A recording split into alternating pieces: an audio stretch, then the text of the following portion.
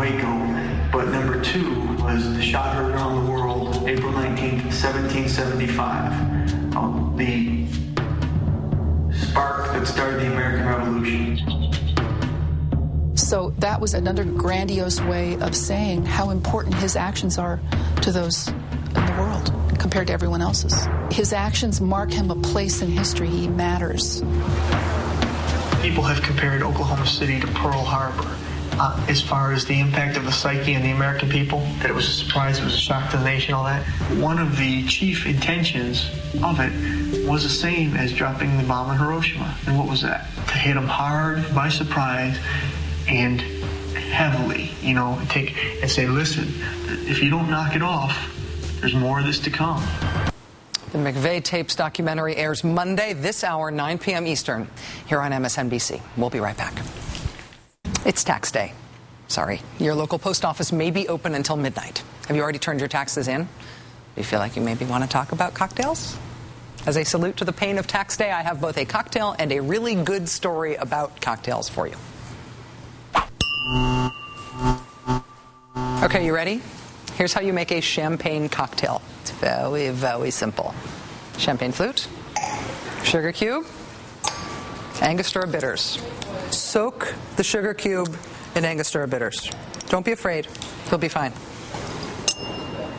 Depends sort of on the size of your sugar cube, but there you go. So you do that, then you pop open your champagne. It's not difficult at all. 1, 2, 3, 4, 5, 6. Always 6 turns on the little cage there. Remove the cage. Open the bottle by twisting the bottle, not the cork. Right? Hold it at an angle so it doesn't foam out the end and you get lots of air in there and it's fine. And this is it. This is your champagne cocktail. It is an Angostura soaked sugar cube, topped with champagne. Some people put a lemon twist on the top of their champagne cocktail. Some people put in a dash of cognac. Those people are wrong. I'm sure they're nice people. Actually, probably not. They're probably bad people. Ignore them. There's your champagne cocktail. This is a Manhattan. Manhattan you make in what we commonly call a martini glass, but you don't only make martinis in them. Manhattan, I like mine old school style. 3-to-1 rye whiskey to sweet vermouth. So you make it in a shaker, although you don't shake it. It's the cartoon liquor pouring noise. 1, 2, 3, rye whiskey, and then sweet vermouth. Sweet vermouth comes in a bunch of different kinds. Broadly speaking, white and red. White is dry, red is sweet. Not everybody makes their Manhattans with that much vermouth in them. Some people make them with less vermouth, but again, those people are wrong. And you want to add a goodly, I do 5 dashes of Angostura bitters in a Manhattan. 1, 2, 3, 4, 5. And then you stir it up. You don't shake it because it doesn't have any citrus or egg white or dairy or anything in it, and so you want your drink to be nice and cold, but you also want it to be sort of clear. So that's what you stir for. If I weren't as nervous to be doing this on television as I am, you wouldn't hear the ice even clattering around in the shaker because I'd be so good at it. But I'm a little nervous because you guys are watching. And a Manhattan technically has a cherry in it as the garnish. People who put a cherry in their Manhattan as the garnish are not wrong. But they're also wasting room that could hold liquor in the glass. The common denominator here is Angostura bitters. The label doesn't fit. That's a whole long story. You can't actually have a cocktail without bitters. In fact, the word cocktail at its core means booze, sugar, water, and bitters. That's what a cocktail was. And its cocktails become a million other things, but really, bitters is core. Back on St. Patrick's Day of this year, you might remember I needed Angostura bitters to make a cocktail that we made here on set called O'Shea's Dram. Now, I keep my bar in Massachusetts, not here in New York, so our producers couldn't tap my personal supply of Angostura. They therefore called every liquor store in New York City to find a bottle, and nobody had any for sale. We ended up having to bogart a bottle of bitters, a really old bottle of bitters, out of producer Tina's personal stash in Brooklyn. Yet another reason to thank God for producer Tina. But here's the question. Why were there no bitters in all of Manhattan?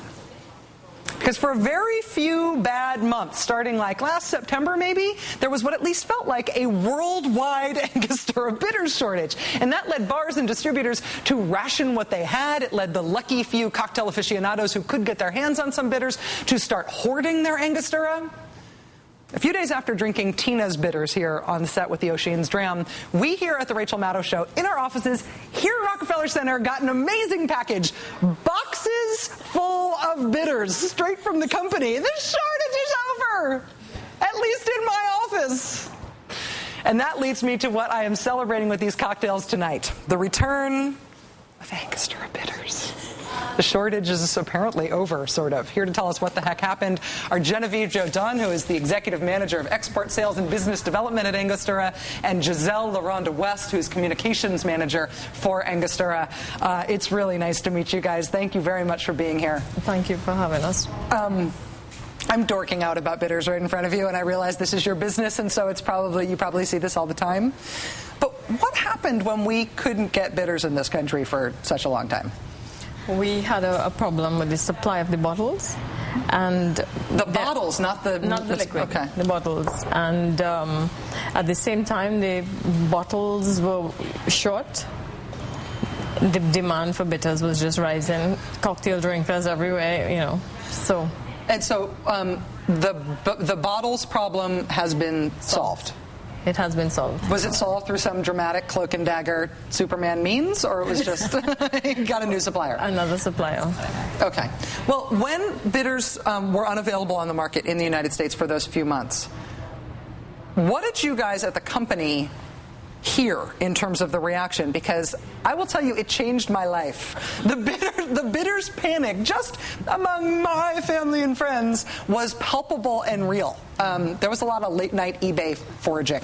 Yeah. How did you guys experience that in terms of the company? I mean, just our staff alone went crazy hearing all that they were hearing from friends and family abroad, saying they can't get the bitters, what are you all doing down there, what's happening? And then I was getting emails and emails every single day asking us what is happening with the bitters. We can't find it in Manhattan, we can't find it in Europe, we can't find it anywhere. And so, you know, constantly replying to them because people were asking, is the place burnt down? Yeah. Is it out of business? What exactly is happening? And of course we had to let them know that, hey, no, we're not out of bitters. We've been producing bitters all along. And then we had to explain, of course, that there was a bottle shortage. Now, when you had the bottle shortage, did you consider continuing to make the liquid gold, continuing to make actual bitters? You kept making it. Yeah. Did you ever consider having licensing somebody else to bottle it? Call it something else. Call it, you know, Angostura-ish. No. No. No. You didn't do that. How long has the company existed, and how secret is the formula? Since 1824. 1824. For almost 200 years. Wow. And it's very secret. Do you guys know what it is? No. No. It's five like people. It's really. In the entire it's not like world. you know half of it and you know half of it. And you have to. I wish. So in terms of the formula, it's been the same for nearly 200 years. It has been. I guess the people who distill it know it. Well, we can't tell you that. We have. All we know is that 5 people know. Well, tell people who are wondering what's in this little bottle that they've got in the back of their cabinet that they've never thought about before. What's generally the most important thing to know about what's in this bottle? It's herbs and spices. Okay. Secret formula. Yeah. Yes. People who still can't get bitters right now at their local liquor store, it's going to get better. The distribution is back in effect. It will. And the company is important to the economy of Trinidad. Yes, it is. It is. I mean, Angostura is an icon, and Angostura bitters more so, because it's been around for so long, and that's what everybody knows. And because we make rum as well, you know, it's a company that people value in Trinidad and Tobago. Yeah. And I think this has done a great deal for us, actually understanding how much people really appreciate Angostura bitters. Sometimes it takes breaking up to realize how in love you were. That's the way it goes. Genevieve Jodhan and Giselle Laronde-West are both with the Angostura Company in Trinidad. Thank you so much for the hooch, and thank you so much for being with here. It's nice to meet you both. Thank you. Same here. They were here just the other day. We have recipes for how to make a champagne cocktail in a Manhattan on our blog, maddowblog.msnbc.com.